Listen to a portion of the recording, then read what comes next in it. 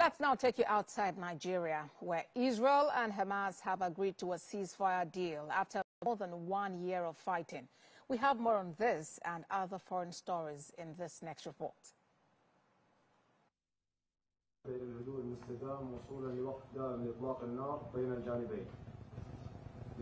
Qatar's Prime Minister Sheikh Mohammed bin Abdulrahman Al Thani has announced a ceasefire agreement between Israel and Hamas that will pause the devastating 15-month war in Gaza and clear the way for dozens of Israeli hostages to go home. And in a speech at the White House, United States President Joe Biden confirmed the deal, saying hostages will soon return to their families.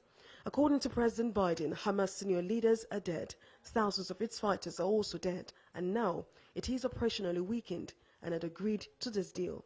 The deal involves a full and complete ceasefire, the withdrawal of Israeli forces from Gaza, and the release of all the hostages held by Hamas. More than 15 months of terror for the hostages, their families, the Israeli people. More than 15 months of suffering by the innocent people of Gaza. Fighting in Gaza will stop, and soon the hostages will return home to their families.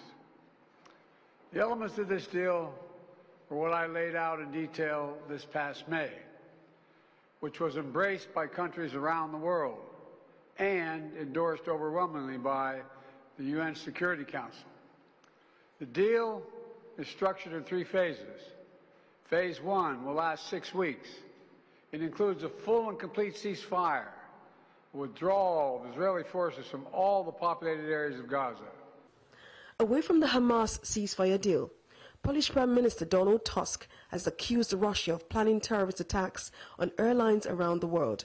It says Poland will accelerate accession negotiations with Ukraine during its recently launched presidency of the European Union. It said this at a joint press conference earlier when Ukrainian President Volodymyr Zelensky visited the country. Back in the United States, where the Palisades and 18 wildfires continue to burn in Southern California, with forecasters expecting the worst winds late Tuesday afternoon into Wednesday. The blaze has so far killed at least 25 people, destroyed more than 12,000 structures, and burned around 63 square miles, including Palisades, Eaton, Kenneth, and Hearst. Hundreds of firefighters in Los Angeles have been assigned to fight smoldering fires in city neighborhoods to prevent a larger recurrence. And finally, on Foreign News Roundup tonight, the Unicode Consortium has announced that a dead tree emoji will join a host of other new emojis and will be available for use in messaging services in the first quarter of 2025. The consortium, which sets the international standard for character encoding, says this new emoji is intended to raise awareness of the increasing frequency of droughts due to climate change.